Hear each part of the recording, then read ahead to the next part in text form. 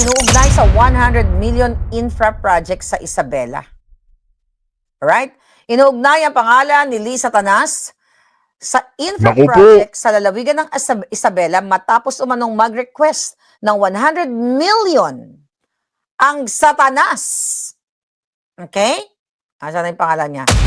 Ang Satanas para sa 2025 National Expenditure Program or NEP sa ilalim ng Department of Public Works and Highway. Nakasulat to, dokumentado. Naku po mga ka-reaction update PH ha. Ito nga hong ombudsman di umano magpapile ng 10 bilyong pisong plunder at grab dito kay Senator Loren at kay Congressman Leandro Leviste. Mga ka-update, ito hong attorney na ito. Ito ho yung di umanong vlogger nito o alam niyo na, tagaputak nito Malacanang, parang mala anti-Claire Castro. Lahat ho kasi ng paninira dito sa, alam niyo na, yung mga minority, kina BP Sara, lahat mga ginagawa ho nitong asong ito, si attorney yan, Ratche o Race, hindi ho natin alam, basta may pag-aso ho yan. Pero ito mga dito ho tayo, focus ho tayo dito sa ombudsman na yan, magpapile ho ng 10 bilyon na plunder. Ngayon, binabanatan ho kasi yung ano niya, mga kabdita, yung solar na kumpanya nito si attorney Senator Legarda at ng kanyang anak na si Congressman Leandro Leviste. Mantakin po ninyo yun. Mauuna pa hong sampahan ng kaso ng ombudsman na ito, etong mga, alam nyo na, hindi ho gusto ang kanila. Hindi ho sila gusto kasi nitong itong magnanay na to mga ka-update. Alam naman ho natin na lumalaban ho ng patas yan. Alam na rin ho natin na yung dalawang yan nagpapangalan sa mga magnanakaw dyan sa Kongreso at dyan sa Senado. Isa ho sila sa, alam nyo na, hindi rin natin expect na yun nga, sasama o aanib dito sa mga minority. Kaya itong dalawang magnanay nito, baka kabdate, kahit na anong mangyari sa mga yan, tuloy ho yan nating suportahan. Kasi mga kabdate, kukunti lang ho yung mga taong, alam nyo na, kahit na nasa gobyerno, hindi ho nagpapatinag sa kung sino man yung nakaupo. Nilalaban na lamang ho nila yung katotohanan. Rekta naman ho tayo dito mga ka-update kay Lisa Marcos na di umano, ayan, infra projects na 100 million pesos.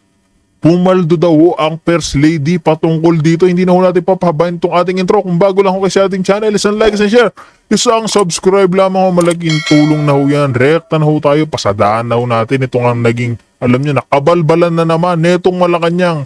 Every year, every month talaga hong nadadawit itong First Lady o kaya yung asawa niya ngagba saan sa korupsyon o kaya Coca-Cola kaya date. Wala na ho tayong paligoy-ligoy. Hello, hi! Kumusta kayong lahat? At syempre, babatiin muna natin ang ating mga first honors, si Erlinda Abalye, si Mai Perez, si Zara Lida, and J3. Nako kayo ang mga nangunguna. Okay. Alright, so mga kababayan, marami tayong pag-uusapan dahil maraming mga kaganapan sa ating inaping inang bayan. So, una natin pag-uusapan ang bumangga. Kulang na naman ang ating title ng letter S. Okay. Ay. Okay, tignan natin ito. Bumangga, para tayong bolol dito parang si bangag lang. Bumangga sa ulo ni Liza Tanas. Uutasin na ba niya?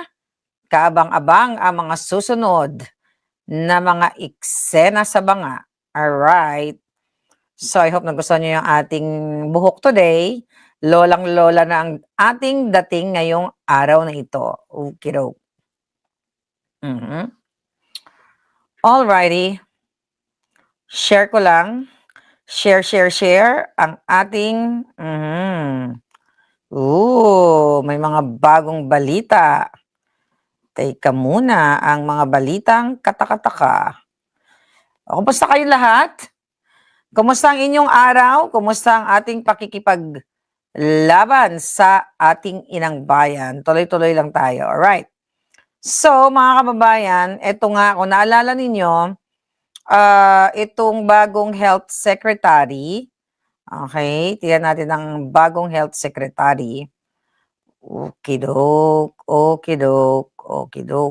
Oops. Ano na naman tong bagong kadyotahan na ito? Okay. Share lang natin. Okay. So kung natatandaan ninyo, papakita ko sa inyo ang mga eksena sa banga. Here we go. Nung I think 27, I think. Teka natin to. Share natin to. Okidoki. Share tayo dyan. Baka naman pwede nyong i-share ang ating mga alindog. Okay, here we go. Eto muna, kailan mapakita ko to sa inyo. Nagsimula. Okay. Dito nagsimula. Kung natatandaan nyo to, natatandaan nyo ba yan? Nung nagkaroon ng talumpati si Bangag. Natatandaan nyo to? Ayan o, anong title niyan? FL Liza Tanas nasapol ng siko. Hindi sinasadyang tamaan ng siko ni DOH Secretary Dr. Jose Brix Fujalte Jr. sa ulo si Liza Tanas na ginanap sa inaugurasyon ng Department of Health. Jose B. Linga, DOH JBL Children's Medical Center sa Clark Freeport Zone in Mabalacat, Pampanga. Listen. Thank you very much, our health secretary, Secretary Brix Pujalte Jr. Oh, yun. Sinapol ang ulo ng The alpot. Public Works and Highways Secretary Dapat Vince napuruhan. Disa. Thank you very much, our Dapat health napuruhan ang secretary, Satanas. Secretary Brix Pujalte Okay, Jr. boom. Okay. The Alright. Public So, Works and Highways mga kababayan, dyan nag-umpisa yan. Alright? Alam mo si Liza Tanas, ano yan, vindictive. Mahilig talaga maghiganti ang uyawa na yan. And today, okay, mayroon ng balita na mukha na yatang uutasin ang nakabangga sa kanya. Ayan, sunod-sunod yan. This is very Zatanas move. Okay? Ang sabi dyan sa Manila Times, complaint filed versus Health Secretary for gambling. Okay? So, Manila, Philippines, a complaint was filed with the Presidential Complaint Center at Malacanang on Friday against against Health Secretary Brix Pujalte for allegedly gambling at major casinos. The complaint was filed by some concerned citizens claiming that Pujalte was seen gambling at Okada, Manila and Soler Resort and Casino under the aliases of what? Luis Santos and Luis Santos to avoid public recognition. Okay? The group argued that his actions directly violated Presidential Decree 1869, which prohibits government officials and employees from playing or staying inside casinos. So yan ngayon, upo lang niya, mga kababayan, mukhang liligwakin na. So alam nyo, yung mga ganyang reklamo, hindi naman yan okay, kaupo lang. Pwede na yan ibasura eh. Pwede na yan hindi iulat. Sino ba yung concerned citizens? 'Di ba? Sino ba sila? Mga basura ba sila? Mga kaliwa ba sila? Sino ang nagbigay ng information sa The Manila Times? Siyempre, ang Presidential Action Center. 'Di ba? Wala namang ibang magbibigay kung wala namang kwenta 'yon. O hindi na nila iuulat 'yon sa sa mga media. O hindi nila ibibigay sa The Manila Times o kung saan pa man. I don't know kung saan pa iba binalita. So nakikita natin dito mga kababayan, mukhang talagang ininda ni Liza yung sakit sa julo niya. Kaya uutasin na lang niya yung kakaupo lang. Hindi rin natin alam yung background nitong taong ito. At I think, kung ako sa kanya, kung talagang ito ay anuhin siya mga kababayan, uutasin siya, edi hayaan niya na. Kasi mga demonyo naman talaga yung mga hayop na ito. Bakit ka makiki-join forces sa kanila, di ba? Bakit ka sasali sa kanila? Pero alam nyo, ito yung nakakatuwa. Okay? Ang nakakatuwa dito yung comment section. Okay? Ano yung mga nakasulat sa comment section? Babasahin natin. Here we go. Okay? Here we go. Okay, here we go. Ang sabi ng comment section ay ganti daw ni Zatanas. Okay? Hanapin ko lang to. Here we go. Basahin natin. Ayan, pag one-man show, no? Okay, here we go. Ang sabi sa comment, ahaha, nasiko lang siya ni Satanas. Okay? Kaya ganito na agad. Ha, ha, ha. Alright? Ayan na ang revenge ni FL Satanas kasi binangga mo. Oh, lahat ng comment, ganun eh. Kauupo lang eh. Ayan, paldo ba agad? Ha, ha, ha. I don't think so. Wala pang paldo yan, kauupo lang. Then,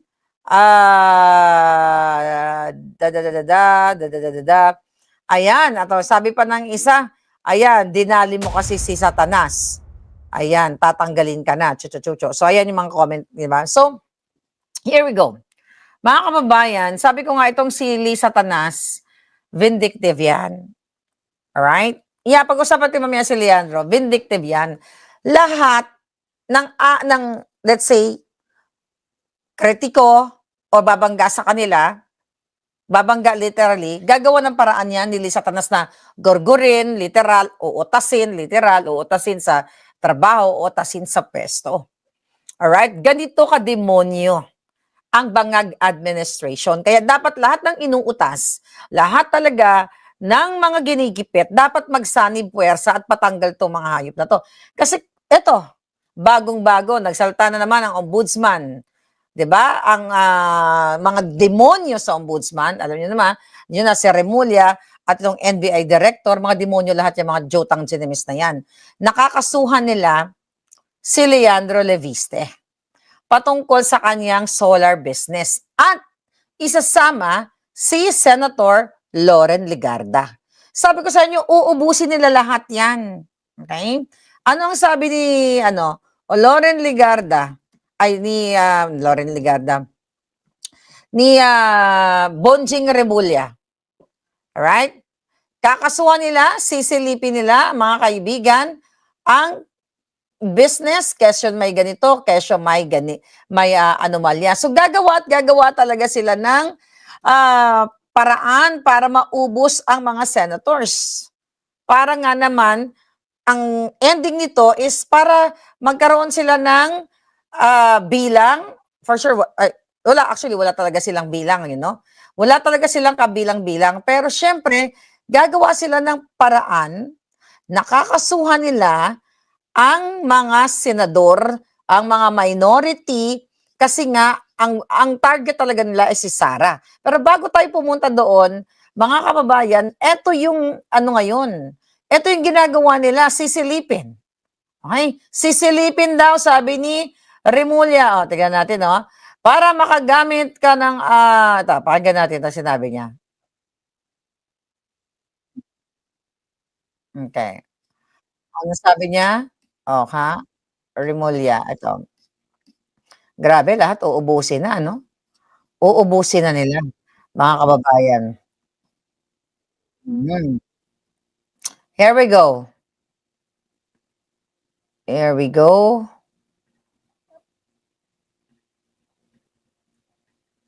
Okay. Yan ang statement ni Remulla ngayon. July 31, sa News 5.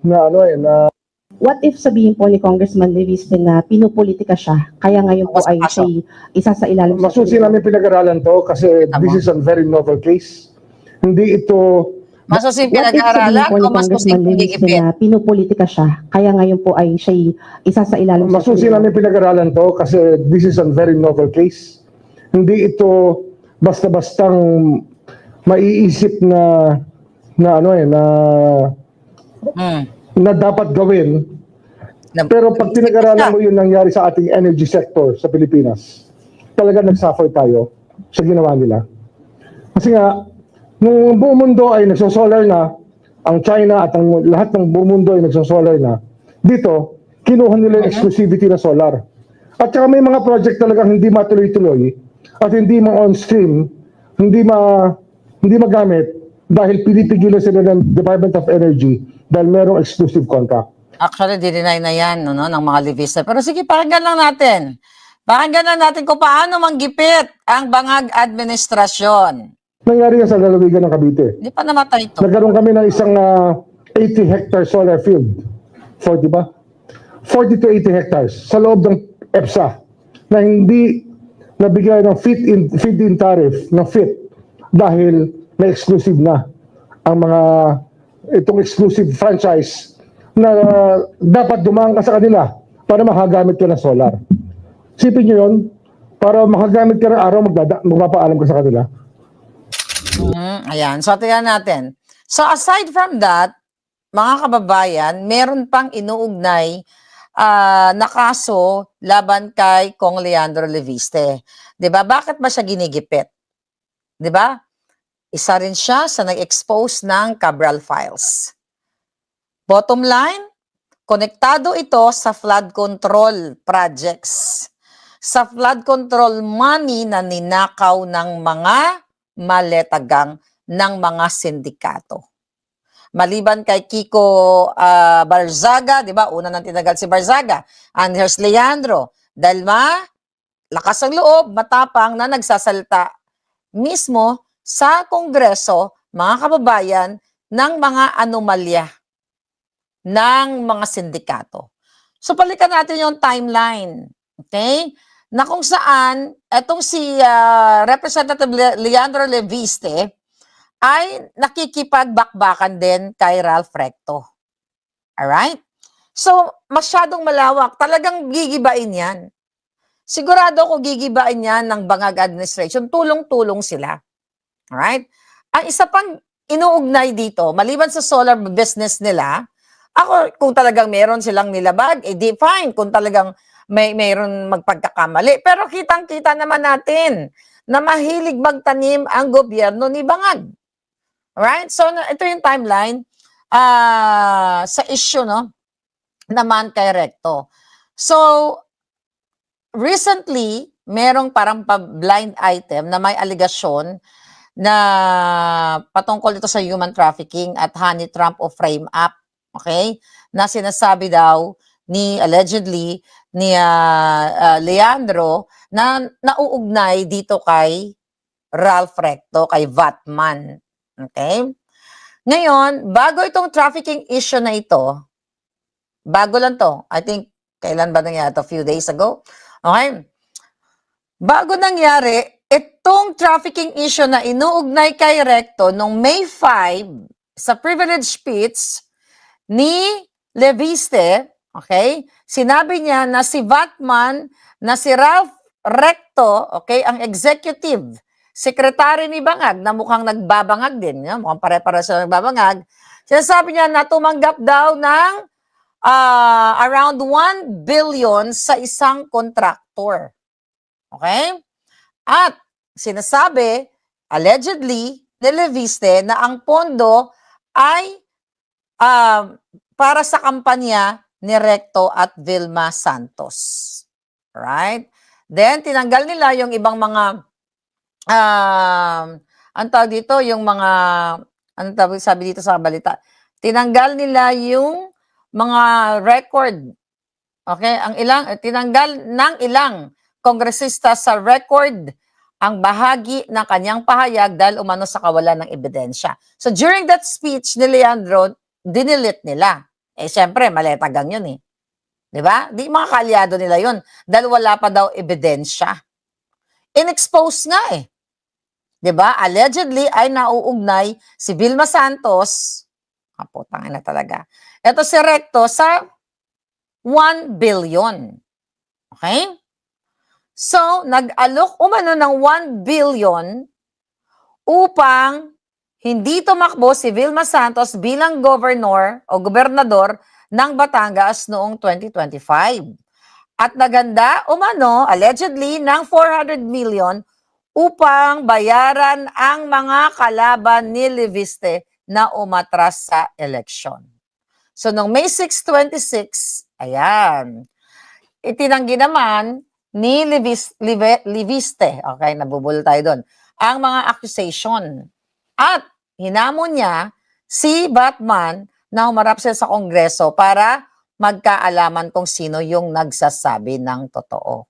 And now, a few days ago, July 28, Anti-Trafficking Entrapment Operation. So yung NBI, mga kababayan, ay nagkaroon ng entrapment operation sa isang 5-star hotel sa Maynila. Okay, laban dito sa talent manager daw na kinilalang si Lito de Guzman. So ayon sa NBI, tumanggap umano ang suspect ng 500,000 pesos mark money. Okay? Ito ay ginastos sa ito ay ginastos, binayad sa babae, sa mga babae. At according sa NBI, syempre, 5 babae ang na-save nila. Okay? At kinasuhan yung suspect na si De Guzman ng qualified trafficking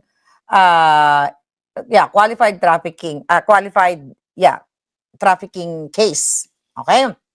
Ngayon, ang sinasabi dito, kinuha yung telepono nitong manager, yung cellphone, at yung mga babae, di ba? So, based daw sa forensic examination, sa cellphone ng talent manager, nakita nung NBI, ang grupo ni Batibag, yung conversation tungkol, allegedly, sa mga plano daw ng manager na siraan ang mataas na opisyal ng Bangag Administration. Ayon kay Tibag, okay, meron palang kumakausap na malaking tao, malalaking mga politiko para mag-set up, mag-frame up ng kilalang opisyal ng administrasyon para palabasin na itong opisyal na ito ay kanilang parokyano o kanilang customer. Alright? Then later, sinabi doon ng suspect na si Ralph Recto daw ang target. Okay? So ano daw yung pinagagawa sa mga girlaloo? Ayon sa salaysay ng suspect sa NBI, which alam niyo naman na pwede na nilang distrong ka rin lahat yan, alright? Bibigyan daw sila ng tigwa 1 million. Okay? Basta magpahayag lang daw sila, mga kababayan, ng mga kasinungalingan laban kay Recto na chumuchurba chuchu. Okay? At gumagamit daw ng illegal na pulburon itong si Recto. Okay? So, ang question natin, bakit di ka magpa-drug test? Diba? Batman, magpa-drug test ka, magkasabay kayo ni Bangag. Okay? At sabi pa ni Patibag, at inuutusan daw na sabihin nilang pinipilit sila ni Recto na gumawa ng tsuktsakan. Right? Then, sasabihin din daw na pinipilit sila ni Recto na gumamit nga ng pulburon. Nakita nyo? Then, ang usapan ay bibigyan sila ng 30% down payment. Ito din balita to eh.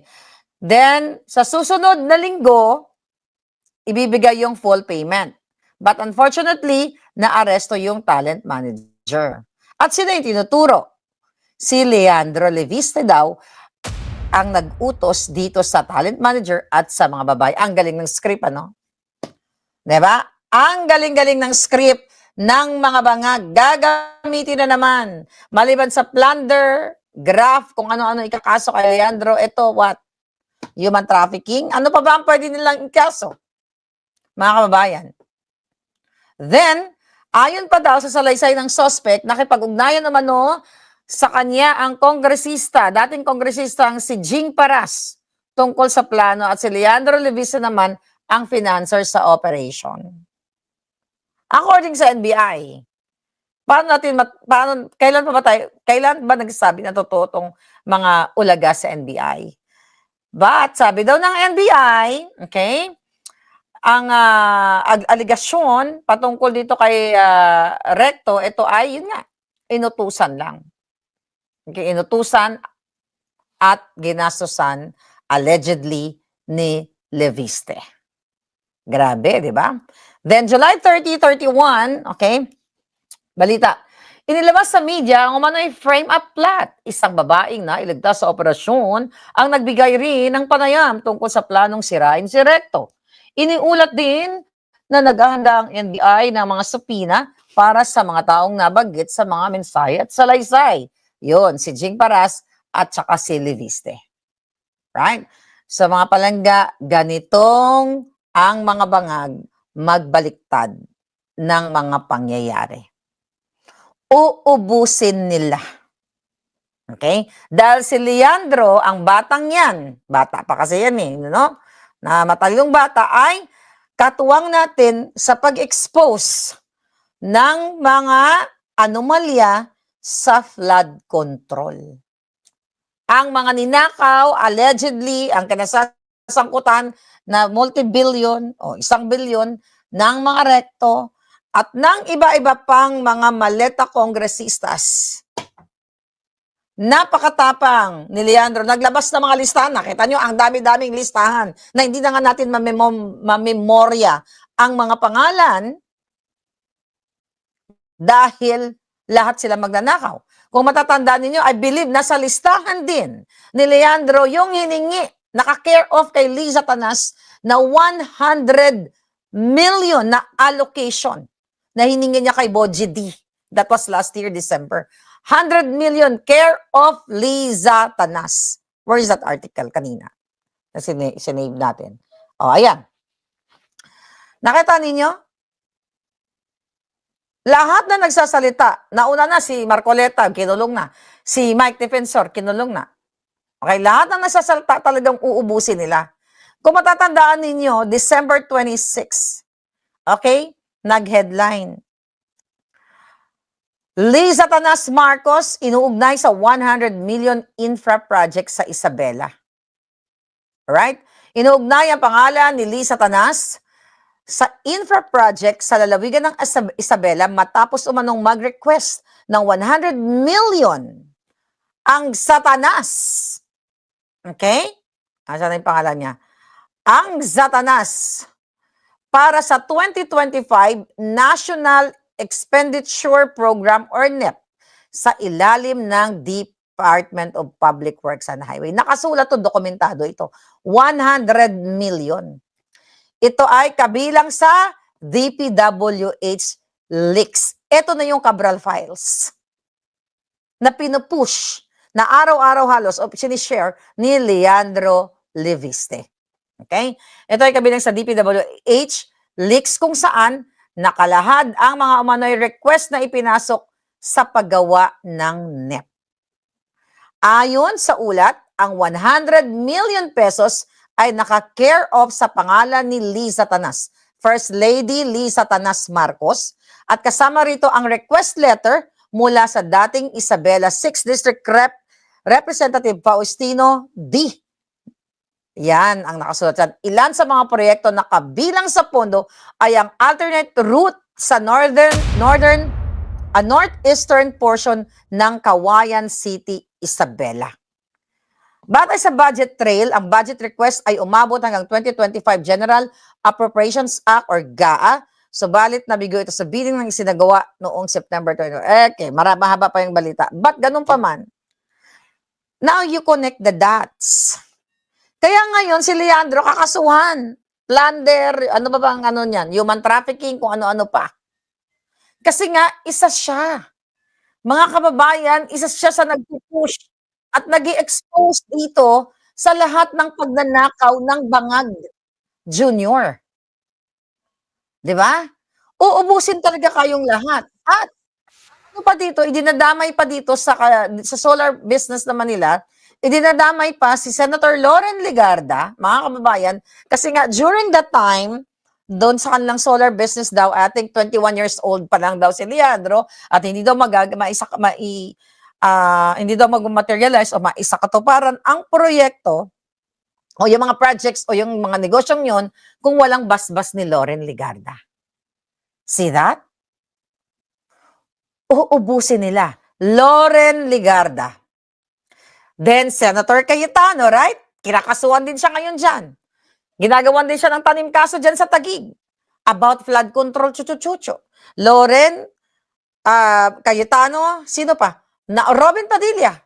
Tungkol sa obstruction of justice daw, yung patungkol doon naman sa May 11 na kaganapan nung nakalabas si Senator Bato. So, ilan na yon? Wala na matitira sa atin. Marcoleta, Bato, Robin Padilla, Loren Legarda, who's that? Ano yung sinabi ko? Loren Legarda, ang dami na yon. Sino pang hindi kasali doon? Cayetano, 5 na, no? Cayetano, Bato, Padilla, Legarda. My God, ang dami na. Marcoleta, 5 na. Okay? So kaya sabi ko sa inyo, luto na yung impeachment. Okay, kung 5 na, tama ba? Tama ba yung bilang ko? 5 na sila ang possible na ikukulong. 5 na. So kung 5 na at 11 sila ngayon so far, 11, di 6 na lang. Okay, 6. Kunyari, 5 sila ipapakulong. You know, si Jinggoy pa, 6. Jinggoy, Marcoleta, Cayetano, Padilla, Ligarda, Marcoleta. Ang Villar ba meron? So, 6. Okay, 6. Buha tayo ng calculator, mga palangga. So, 24 minus 6. Oh, no. 11 lang pala sila. 11 minus 6 equals 5. 5 na lang, di ba? Plus 13, yung mga demonyo. Ilan sila? 18. Okay? Now, 18 divided by 3 equals what? 6. So, kung igigiit nila, si Bongo mukhang hindi naman nila tina-target. I just don't know why. Tina-target ba nila? Mukhang hindi naman. So, 12 votes na lang. Ang kailangan nila, kung igigiit nila, na kung sino lang ang nandoon na present sa Kongreso. See that? Kung 12, may bilang na sila. Right? May bilang na sila palangga kung igigiit nila yan. 'Di ba? Ano ang sabi ko sa inyo? Gawa na po yang ano na yan. Gawa na yang impeachment, maleta impeachment na yan. Kahit pa maglabag sila sa batas, sabi ko nga, ipapatupad nila yan, ang kanilang bendalo, magbubutuhan sila, oh, we have 12, 2/3 of 18, kasi nakakulong na yung 6. I'm just giving you an example, picture na pwede mangyari. Okay, 18, gigit nila. Hindi, sabi ng presiding officer, ni Kilay, dapat nagbago, nag-change mind siya na, no, mali yung sinabi ko, na dapat 2/3 of 24 Senate members, since nakulong na sila ngayon, baguhin natin yung rules. Kung sino lang ang presente, di ba? Kung sino lang yung present, doon tayo kukuha ng 2/3. Siyempre, magwawala tayo, di ba? Magwawala yung mga kakampi ni Inday Sara, yung mga abogado, di ba? Yung mga matitinong abogado, dahil hindi naman yung nakalagay sa Korte Suprema. So, ayun, magpipetition na naman tayo. So, habang nagpipetition tayo, convicted na si Inday Sara. Paano mo pa i-reverse yan? Right? Paano mo pa i-reverse? Kaya nga sabi ko, dapat lumabas na ang lahat. Lahat, gamitin nyo na lahat ng power ninyo na mapabagsak ang mga magnanakaw, ang mga adik, dahil patuloy nilang babagsak ang gobyerno ninyo. Alright? Patuloy nilang nanakawin ang kaban ng bayan. Paulit-ulit na lang ang kanilang paggawa ng mga kwento. Patuloy na hina-highlight ang binanggit ni Inday Sara na ang situation ng violence sa Pilipinas ay talamak, kaya hanggang sa halagang 5,000 kapag na babaeng asawa mo, pwede ka na magbayad ng gorgorista sa halagang 5,000. Tinitwist nila yan. Tinitwist nila yan. Lahat, mga kababayan. Nakatutok sila ngayon, Luistro, Leviste, right? And now, dito sa asawa ni Inday, di ba? Kay Man Scarpio, na nagsabi na susunod sila sa rules sa pagdukot nila nitong mga BIR or tax documents nila. Pero wag naman ibuwaragrag nitong mga ulaga o makakaliwang grupo ang confidential records sila. Kaya nag-file siya ng case. Mga pinailan niyang case sila, mga makakaliwang grupo, si Luistro, lahat sila na gustong pabagsakin si Inday Sara. Si Sara lang naman ang tinatarget nila. Alam mo ba kung bakit nakukulong ang ating mga mahal na kakampi dyan? Bakit nila tinatarget? Kasi naninindigan sila para sa katotohanan. At nanindigan sila kay Sara. Kaya marami pa rin talagang nagmamahal kay Inday Sara. Kaso lang, ang mga nagmamahal kay Inday Sara, pinapakulong. Warning shot, it's not really a warning shot. Ang ano yan, okay, kakampi kayo kay Sara, etong mangyayari sa inyo. Gogorgorin kayo, pipestihin namin ang inyong mga negosyo. or tatanggalin namin kayo sa pwesto. Si Pia Cayetano, merong nagreklamo sa kanya sa Ethics Committee. Isa pa yan. Uubusin talaga nila, yes, plus combi, habang ang taong bayan, ay habang ang Pilipinas ay may 19.7 trillion na utang na wala naman tayong nakita kung saan napunta ang mga inutang ni Bangag. My God, mga kababayan, then recently, 'di ba? Anong mga kasinungalingan ni Bangag sa kanyang ano yan? State of nothing progress, walang na-achieve. Ano sabi niya? Mayroon ng dagdag na sahod ang ating mga manggagawa, chuchuchucho. The next day, ayun, TRO, hindi pinapatupad yung 85 na aumento sa sahod ng mga manggagawa. See that? Masusolusyonan na natin, bababaan natin ang inyong kuryente, tatanggalin natin yung system loss. O later on, anong sabi ni Manny Pangilinan? Hindi kaya, saan namin kukunan yan? Okay? Hindi magsasurvive ang negosyo. So lahat yun ay kasinungalingan para lang may mabanggit si Bangag sa kanyang kasonangalingan. Yan ang katotohanan. And today, actually, laman ng balita, nakalaya na pansamantala si Bong Revilla. Nakalaya na siya, nakapagpiyansa niya. Ano man na dwell sa topic niya, okay? So, ang pinaka-okay, nalakalaya na siya, good. Ilaban niya kung ano man laban niya. I hope, di ba, si Senator Jinggoy Estrada naghain din ng piyansa. At si Mike Defensor at I think si Senator Marcoleta. Lahat patitikimin kayo ng hagupit ni Liza Tanas. Yeah, 1 million bail. Maliit lang yan kung tutusin. Okay? Plus 1 million bail. Habang kayo ginagago, papatuloy na nagpapakalat ang MMDA. Kaya bumaba sa Maynila kasi hinaharangan ng basura ang mga drainage system. Puro kaputahan, di ba? Puro kasinungalingan lahat ang ginagawa ng Marcos Bangag. Alright? So yan ang ginagawa sa inyo. Every single day na lang, mga kababayan, puro kasinungalingan. Puro panggigipit. Hanggang ngayon, hindi pa nadadampot ang kanyang pinsan. Laging may mga bagong patotsada. Pantay na hustisya lamang hinihingi ko. Hindi ako uurong sa laban na ito. Hindi ako matitinag. Yan ang sabi ni Romualdez. Puro lahat kasi, alam mo kung ganito kasi yan. Huwag na tayo magpapaniwala sa mga magpamilyang ito. Alam mo kung bakit? Kung totoong nag-aawa yan. Kung totoo na si Romualdez na idadamay niya lahat, bakit hindi niya pa ilabas ngayon? Di ba matipid siya? You have to read between the lines. Si Bangag, hindi binanggit yung pangalan niya. Meron na tayong dating speaker na kakasuhan. Si Romualdez, hindi rin na siya nagsasalita. Kung sinong isama niya sa lupa, ililibing niya. Wala siyang binabanggit. Anong sabi lang niya? Patapat ng hostisya lamang hinihingi ko. Hindi ako uurong sa laban na ito. Sino bang kalaban niya? Di ba? Ang yawa niyang pinsan, ang administrasyon. Pero basahin natin to.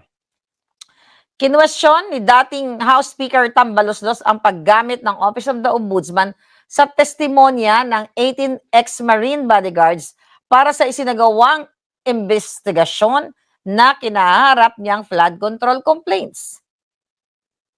Sabi ni Tambalos, ito ba ang patas na investigasyon? Mga testigong ibinasura na, kinasuhan ng cyber libel at perjury. Gagamit pa rin para lang ituro ako at ako lamang? Yun ang sabi niya. Ito nga ang question eh. Siraulo nga itong ombudsman. My point dito si Romualdez. Tinanggap para kunwari kakasuhan siya kasi para nga gamitin sa SONA. Pero kanasuhan ang 18 Marines kasi daw perjury. Paano mo gagamitin ngayon yan laban kay Tambaloslos kung kinasuhan mo ng perjury? Tama siya dun. But we all know na kung saan nang konbenyente ang mga naratibo, kung sa Bangag lang o mapapakinabangan nila, di ba, yun ang gagamitin nila. hindi na, mga kababayan, pag hindi na pabor sa kanila, kakasuhan nila, 'di ba? Yan ngayon ang yan ngayon ang ginagawa ng bangag administration na ito. Patuloy na kabarumbaluhan ang ginagawa. Ayan, headline. Puro Revilla, Revilla, nakalaya na, ganyan. Puro nakalaya na si Revilla. Alright? Ito ang laman ng balita ngayon. Habang sila ay nagnanakaw every single day, ayan, pinagkakaguluhan na si Revilla ngayon sa kanyang paglaya. Alright, di kasi nadala-dala no? Wala kasi silang kadala-dala, mga kababayan. Sabi ko nga, kung ikaw ay aktor ka na, politiko ka na, dapat masaya ka na sa mga accomplishment mo sa buhay.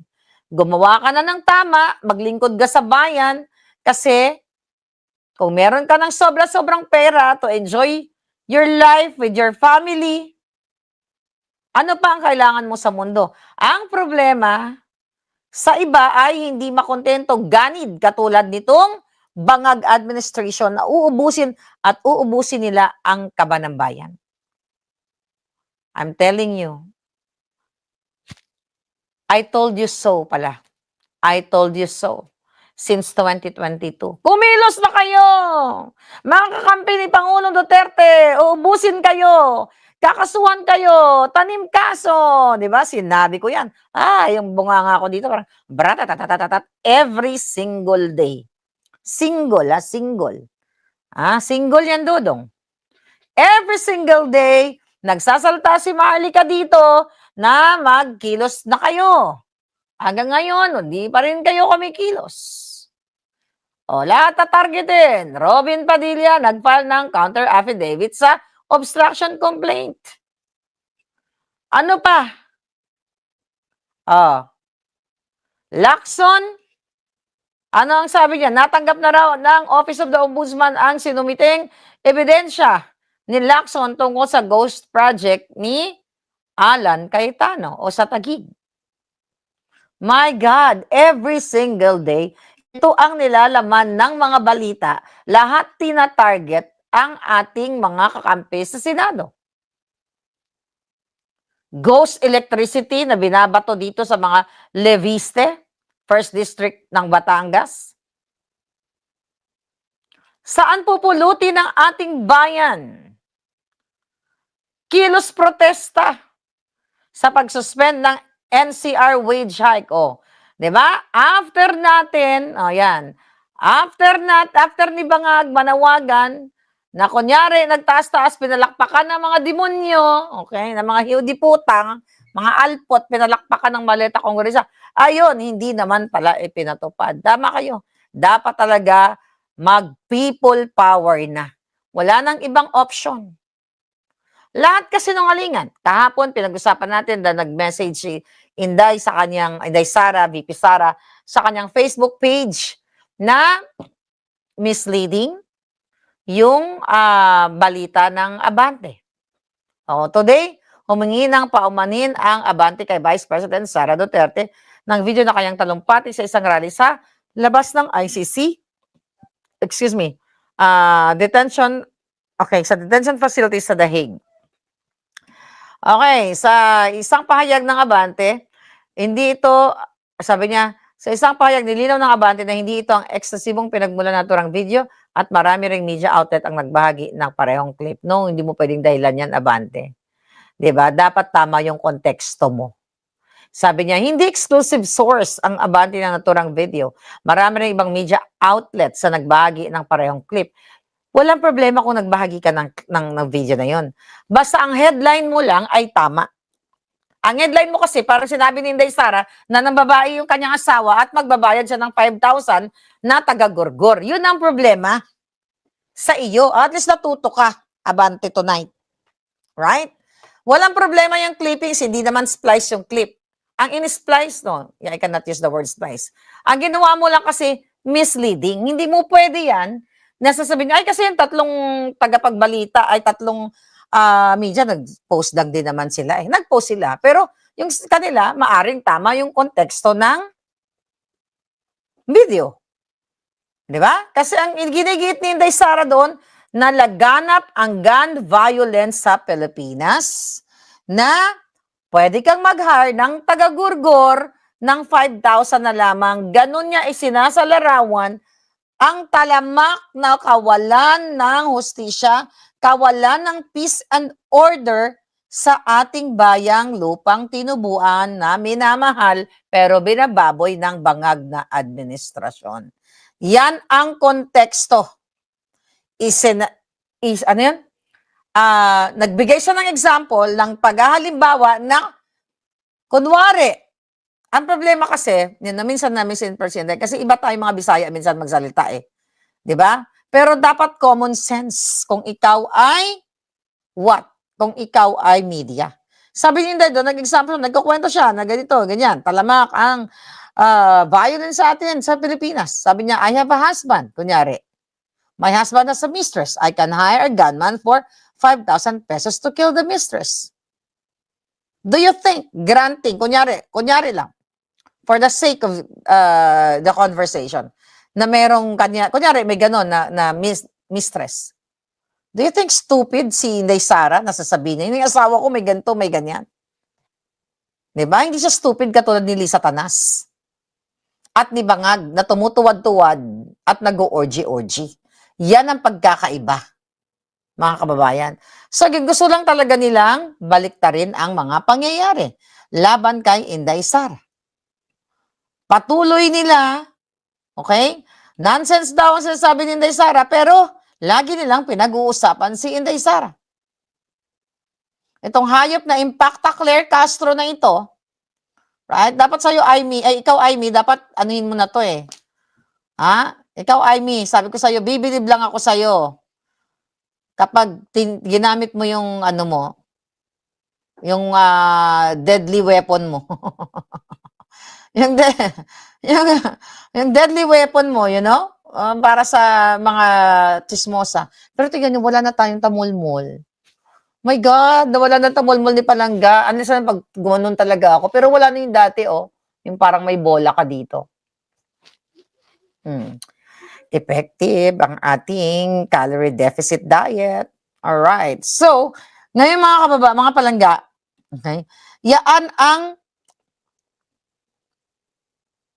paulit-ulit. Diba? Paulit-ulit.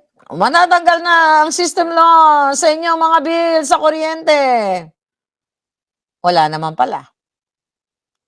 Pinagkakaabalahan lahat nila itong mga ulaga na to katulad ng mga makakaliwang grupo, mga grupo ni Dilimang mahilig sa saging.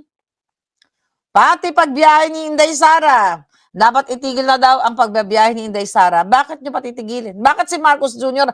ayaw patigilin ng mga grupong ito? Ang sabi nung kulot, okay, yung kulot na makakaliwang grupo na mga kabataan party list na front na mga rebelding makakaliwang grupo, mga kababayan. Sana hindi na siya pumunta sa iba't ibang bahagi ng mundo. Hindi nila alam kung anong nangyayari dito sa bansa. Sabi niya, hindi niya alam, bullshit. Kita nyo? Ganito kadiktador yung mga hayop na to. Pag si Marcos pumunta sa ibang bansa na tumutuwad ang buli sa San Francisco, ayon kay Tubig, kay Dean, di ba? Expose ni Dean. At nagdudurog dito sa Beverly Hills, kasama yung namatay, at ang kanilang mga kasabwat, okay lang. Hindi sinisita ng mga makakaliwang grupo at ang mga grupo ni Dilima. Okay? At ang ginagamit, pondo ng bayan, isang eroplano sila, kasama pa yung mga yaya nila, yung mga taga-tuwad nila and everything. Si Sara, kung hindi nila pinakidnap ang tatay niya, si Pangulong Duterte, ba't naman pupunta ng Hague yan? Mga puta. At hindi pera ng bayan ang ginastos ni Inday Sara. Alam mo kung Inday Sara, shout out sa'yo, Day. Alam mo, Day, mag-travel tayo ng mag-travel. Ako driver mo. Mag-travel tayo ng mag-travel. KKB tayo. Kanya-kanyang bayad. Ako driver. Nag-drive na ako sa Europe eh. Di ba? Iikot kita dyan ng Europa. Ang yabang, ano? Palibasa, nakapag-drive ako. Hirap mag-drive sa Europa. Ang liliit ng kalye. Yeah, mag-drive tayo ng mag-drive. Karapatan mo yan. You're young, you're beautiful. Let's explore. As long as hindi ka gumagastos ng pera ng bayan, you need a break. Kailangan ng break ni Inday Sara. Kailangan ako ang kasama niya. Kailangan yung lola niya, papadrive ko siya. Ako driver mo. Asar kasi, asarin din to mga to, ano? Yeah. Ikutin natin ang Germany, Switzerland, lahat. Oh, di ba? Buisit. Kainis. Pati ba naman yon? Si Sarah, personal money naman yung ginagastos niya. Ako muna ang mag-substitute kay Kateki. Medyo malaki naman ang katawan ko, pwede ako maging bodyguard. Although pumapayat-payat na tayo ng konti. Kateki ako na muna, I'll take over. Kayang-kaya ko na yan. Wala puro Inday. Diba? Si Inday Sara, wala na silang ibang, hindi na sila nakontento, nagawa na, luto na yung jutang ginimis na impeachment, maleta impeachment na yan, mga kababayan, mga hayop to, mga wala ng awa, si Pangulong Duterte, pinakulong ni Bangag, pinakidnap ni Bangag, 81 years old, nagkakaroon na ng bed sore. Yeah, kung pwede nga lang what do you call it? Mag-volunteer as a private nurse, private caregiver ni PRRD. Ang dami dyan sa Hague na nagvo-volunteer. 'Di ba? Hindi naman nila inaalaw. O private doctor, anyone? 'Di ba? Maraming gustong tumulong, Alam mo si PRRD, kailangan talaga yan ng kausap everyday. That's my business. Yung ganyang edad, mga kababayan. Kailangan yan. Kung ako private nurse si PRRD, saya-saya siguro. Good morning, PRRD! Ito ang mga eksena natin today. Anong gusto mong breakfast, PRRD? Pagluto kita. Diba? I wish lang, andyan pala si Yanelet. Meron pala siya talagang, meron siyang, tawag dyan? Meron pala siyang partner. Wag na ako mag-ambisyon. Just wishful thinking. Oo nga naman, nakalimutan ko, andyan naman pala si Miss Yanelet. I think may magbibisita na siya, very soon ba?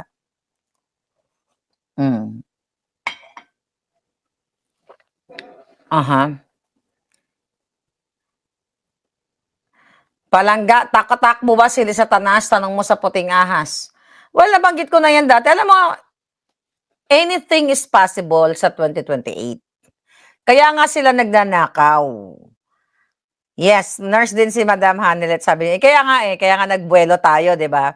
Alright, gusto nga niyang, sana nga i-allow siya na kung pwede magstay siya doon pareho, parang, para may kasama si PRD. But wishful thinking ko lang naman para maalaga kasi yung sore na yan. Kailangan lang kasi ng activity yan, lotion, like A&D, Vaseline, exercise, 'di ba? Yung mga lahat 'yan dapat meron talaga siya. Syempre pag walang nagmo-motivate sa kanya, magkakaroon talaga siya ng sore, ng mga patsi-patsi, mga pula-pula. Kaya kawawa talaga. Ito yung resulta ng jutang genimis na bangag na to. Yan sabi ko nga, masyadong yung mundo, yung ako personally, masyado ako na-attach, okay, sa issue sa Pilipinas na I can just keep my mouth shut, sabi ko nga, 'di ba? Magpaka-busy lalo. Although I'm really, really busy. 'Di ba? Pero hindi ang wish ko hindi pa nagagrant Matanggal si Bangag o pumantay ang paa niya. Makalaya na si PRRD. O magpresidente muna si Sara, makalaya si PRRD. At bitayin silang lahat.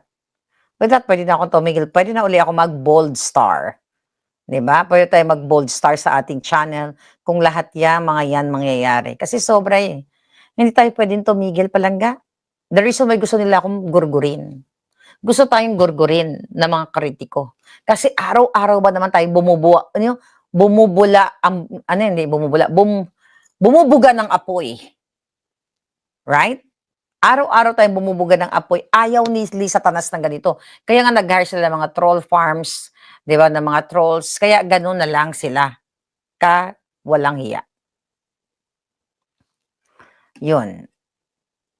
What else, mga kababayan? Ano pa ang mga eksena today? Oh. Yeah, narinig yun naman siguro na napakatapang na sinabi ni Inday Sara na si Trillanes at si Bangag ang nasa likod ng ICC. Well, 2023 pa lang, pinasabog na natin lahat yung mga balitang yan. Right? In-expose na natin lahat yan. So kung makikita mo ang mga balita, puro Sara, alam mo, ayun, may nag-send sa atin, 36 attachment na mga balita. Puro Sara, puro Sara. Kukunti lang yung mga tungkol talaga sa ano. Oh. Sara Duterte hitman remark, nagsusuggest ng chuchu-chuchu. Nonsense itong mga ulaga kongresistas na ito. Habang ang utang natin, ang utang nyo sa Pilipinas ay 19 trillion. Ang budget na 7 trillion. Sa darating na 2027, ilalagay sa racket, baby racket ni Bangag, na 17 billion. Diba? Grabe. From Espanya, thank you, Madam Marlica, sa pagmamahal sa pamilyang Duterte. Ang mata ni Trillanes at Lisa Marcos matching. Sabi ni Ecclesiastes. I don't know, mga kababayan. Sabi ko nga, I'm very positive na makakamtan din natin ang hostisya. Maaring bukas, makalawa. Okay. Sabi ni Maricel Palanga, ikaw na ang papalit sa trono ni late Senator Miriam Defensor. Hindi naman natin kayang pantayan si Miriam. Magpaka-abogado muna ako bago ko siya mapantayan. Wala yun. Hindi natin kayang pantayan si Senator Miriam Defensor sa galing nun sa kanyang sa pagiging abogado niya. Di ba? Yung bibig siguro pwede. Pero when it comes to profession, magkaiba. But thank you for that, Palanga. I wish. Kaso lang wala tayong pera nun kaya hindi tayo nakapag-abugas siya. At even may pera ako ngayon, ayoko na. Nakakapagod na mag-aral, punyeta, di ba? At saka, hindi ka na 25. Mahirap na mag-memorya, right, ng mga bagay-bagay. Sabi ni Gorgor, Zorro, iwasan po yung spam. Bakit sino ba nagsa-spam?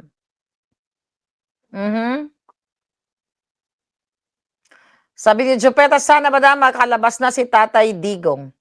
Lahat naman tayo, wini-wish natin yan eh. Pero, ang pinaka dapat talaga i-manifest natin, ma-overdose na si Bangag. Kasi kailangan naman niya magpahinga. Ano naman sabi ni Amy Marcos, uwi na tayo, Ading, magpagamot tayo. Okay, magpahinga ka na, Ading. Kailan ba magpapahinga yung alpot na Bangag na yan? Kailan? Diba? Sana magpahinga na siya bukas. Sabi ni Claude Van Damme, wala nang kredibilidad yan si Bangag, enabler ng asawa niya at anak. Pananagutin din sila ni ni V. Ay, yan si V. Ate V? Oh yeah. Pananagutin din nila si Luis Manzano sa mga nagoyo niya sa investment scam. Anyari sa kaso? Exactly. Di ba na-involved sa kaso yon? May balik yan mga yan. Pwede naman halongkatin yan later on. Lahat ng panggigipit nila, lahat ng pagtatanim nilang kaso sa akin, kay Harry Roque, na tinamnan nila ng kung ano-ano. Right? Anyway, God is good. Lahat ng bagay na ginawa nila sa mundong ito ay may kabayaran. Ako naniniwala ako dyan na may kabayarahan, hindi lang ngayon, bukas, makalawa. Magbabangon ang bayan para durugin ang mga addictus. Yun lang muna. I'll see you again later. Thank you.